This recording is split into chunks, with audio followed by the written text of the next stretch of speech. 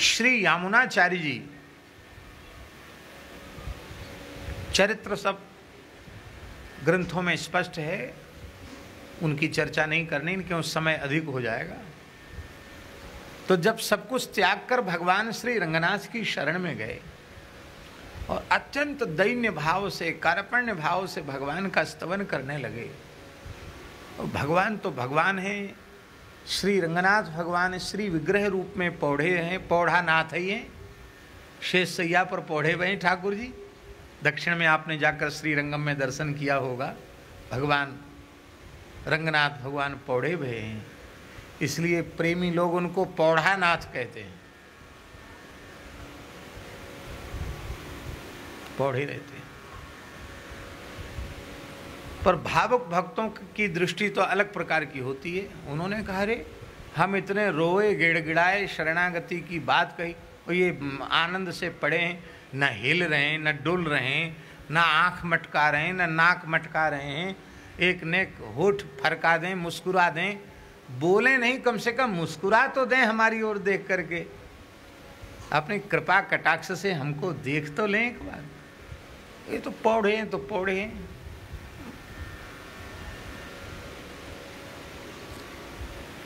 तब उन्होंने विचार किया कि दोष क्या है, क्यों भगवान की करुणा में, भगवान की कृपालुता, दयालुता, भक्तवत्सलता, शरणागत वत्सलता, उसमें कहीं कोई कोर कसर हो ही नहीं सकती। तो ठाकुर जी हमारे भाव को स्वीकृत नहीं कर रहे हैं, हमको अनुभूति नहीं करा रहे हैं कि हमारी इस प्रार्थना स्वीकृत हुई, इसके मूल में हमारा ही कोई दोष है। और महाराज जी ये बात बहुत ऊंची बात है, जब हम अपने दोष को स्वीकार कर लेते हैं और आत्मनिरीक्षण करते हैं तो फिर वो दोष छिपकर रह नहीं सकता, वो सामने आ जाएगा। तो श्री यमुनाचार्य जी की समझ में आया कि हम भगवान की शरणागति तो कर रहे हैं पर किसी भक्त के संबंध का स्मरण नहीं करा रहे हैं, क्योंकि भक्त संबंध से ही भगवत शरणागति होती है। अब जिन आचार्य के माध्यम से आपका ब्रह्म संबंध हुआ वो भगवत शरणागत भक्त हैं कि नहीं, वो वैष्णव हैं कि नहीं। किसी मत संप्रदाय के हों, वैष्णव हैं, भगवदीय हैं। वैष्णव के संबंध से, भक्त के संबंध से, संत सद्गुरु के संबंध से ही भगवान की शरणागति होती है। तो हम भगवान को संबंध का स्मरण करावें तो शरणागति का स्मरण हो। हम आपके पास जाएं और आप हमें पहचाने नहीं, तब हम क्या करेंगे? तब हम यही करेंगे कि आपका कोई अत्यंत प्रिय अंतरंग कोई महानुभाव होगा, उस महानुभाव की याद दिलाएंगे। अरे आप भूल गए शास्त्री जी, आपके तो अमुक बड़े अंतरंग बड़े प्रेमी हैं, वही सबसे पहले हमको आपसे मिलाने लाए थे। हाँ अब याद आ गया कि हाँ आप पहली बार हम उनके साथ हमारे पास आए थे। अरे फिर तो क्या कहना, फिर तो आओ आओ बैठो बैठो, कुछ ठंडा पियो, गरम पियो, जो कुछ भी हो औपचारिकता उसके बाद होती है। तो ऐसे ही भगवान के सामने उनके किसी प्राण प्यारे भक्त की याद दिलानी पड़ती है। याद नहीं दिलाओगे तो वो बात नहीं करेंगे। अच्छा एक बात बताओ, भगवत संबंध उद्धव जी को प्राप्त न होता तो क्या ब्रजवासी उद्धव जी से वार्तालाप करते? बने रहो ज्ञानी, बने रहो बृहस्पति के साक्षात शिष्य, उन्हें क्या प्रयोजन है? पर ये श्री कृष्ण के द्वारा भेजे हुए हैं, श्री कृष्ण के सखा हैं।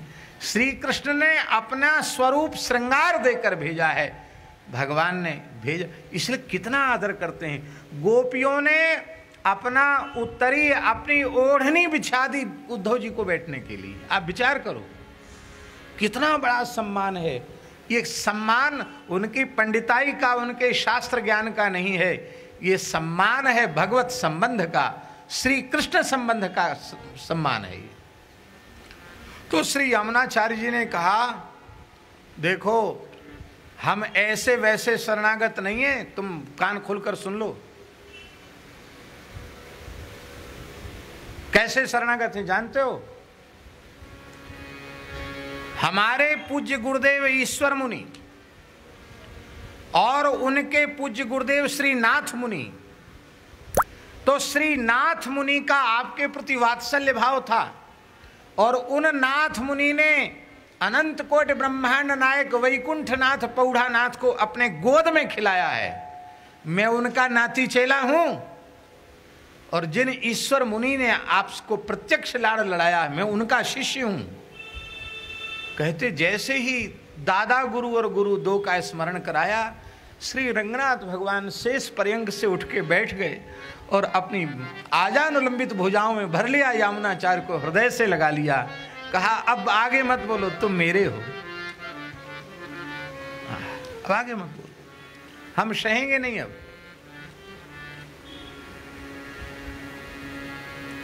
ठाकुर जी के सामने जाओ तो अपनो परिचय मत दो, परासोलीते जाओ तो कहो हम सूरदास बाबा के गांव के हैं? तो सूरदास जी के नाम से ठाकुर जी जरूर अंगीकार करेंगे कि नहीं? मेड़ता से आओ तो हम भक्तिमती मीराबाई के गांव के हैं, तो मीराबाई का नाम सुन के ठाकुर जी को स्वीकार करना पड़ेगा। भक्त संबंध की स्मृति, ये गुरु परंपरा का भगवान के सामने पाठ स्मरण क्या है? पुरानी परंपरा है, आचार्य परंपरा का स्मरण भगवान के सामने किया जाता है, फिर भगवान को साष्टांग प्रणाम किया जाता है। ये भी एक पद्धति है। इस पद्धति का प्रयोजन क्या है? इसका प्रयोजन यही है कि भगवान से ये कहना कि हम प्रपन्नों से विमुख नहीं हैं, हम प्रपन्न परंपरा के बालक हैं। आपको इन आचार्यों की प्रपत्ति का स्मरण करके मुझ अनधिकारी जीव को भी आपको अंगीकार करना ही पड़ेगा, और नहीं तो इन सब का तिरस्कार हो जाएगा। अब आप देख लो आप क्या करना चाहते हैं। इसलिए भगवत संबंध का स्मरण तो कहते हैं कि कृत प्रपत्ति स्मरणम प्रायश्चित्त मथुच्यते। देखो भक्ति योग का जो साधन है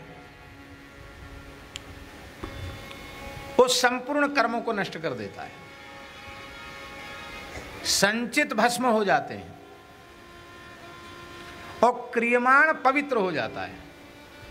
क्योंकि अब तक जो क्रियमाण कर्म हो रहा था वो लौकिक पारलौकिक भोगों की प्राप्ति की कामना से हो रहा था।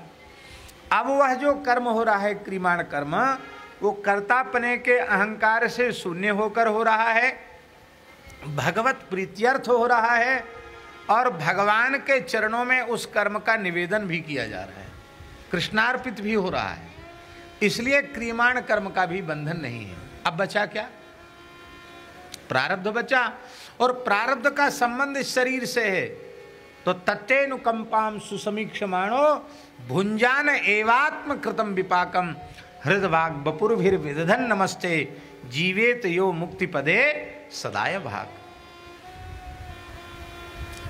इसलिए महाराज जी न्याय सिद्धांजन नामक जो ग्रंथ है, न्याय सिद्धांजन, उस ग्रंथ के जीव परिच्छेद में ये बात आई है, उपाय भक्ति ही प्रारब्ध व्यतिरिक्ताघनाशिनी।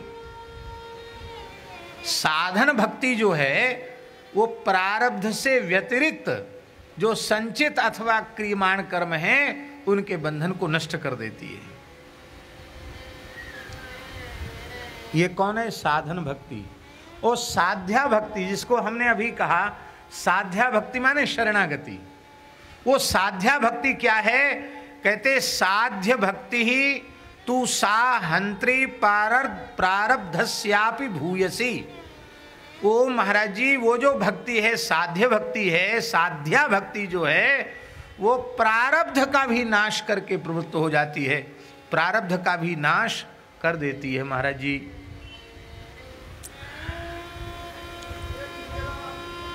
हैं?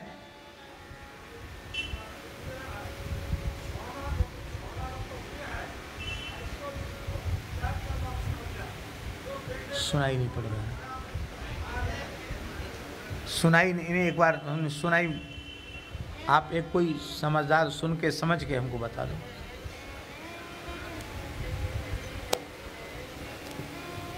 वो बंगला में बोलेंगे, समझो। शरणागत हुए है ऐसे जीव को क्या क्या लक्षण होते हैं? शरणागत हो गए ऐसा जीव को क्या क्या लक्षण होते हैं? लक्षण क्या है? तो पता चल जाएगी जी, जब हम माया हुआ जीव ऐसे हम चलेगी। बहुत अच्छी बात। देखिए, शरणागतों का लक्षण यदि समझना हो तो ब्रज भक्तों के चरित्र का अनुसंधान करना चाहिए। अति सरल बात तो ये है, सैद्धांतिक बात है। गोपियों के चरित्र का चिंतन करो, ग्वाल बालों के चरित्र का चिंतन करो, गोपियों के जैसा जीवन बन जाए, भगवान के सखाओं के जैसा जीवन बन जाए, तो समझ लो कि हम शरणागत हो चुके हैं। शरणागत के ये लक्षण हैं, जो हमारे पूज्य आचार्य चरणों के जो असाधारण लक्षण, वही शरणागतों के लक्षण हैं। शरणागत भक्तों की जो चर्या है वही शरणागत भक्तों के लक्षण हैं। और वैसे ही लक्षण तो तमाम ग्रंथों में आज आचार्य जी बोल रहे थे। एकादश स्कंद का उदाहरण दे करके कि त्रिभुवन विभव पिकुंठ स्मृति, तीनों लोगों की संपत्ति वैष्णव को, शरणागत को दे दी जाए। लक्षण है ये, आप लक्षण पूछ रहे हैं, लक्षण ये है, तीनों लोगों की संपत्ति दे दी जाए और उसको कहा जाए कि ये संपत्ति ले लो, पद ले लो, अधिकार ले लो, तुमको ही त्रिलोकी नाथ बना देते हैं, चलो जाने दो, त्रिभुवन के स्वामी त्रिलोकी नाथ तुम ही बन जाओ।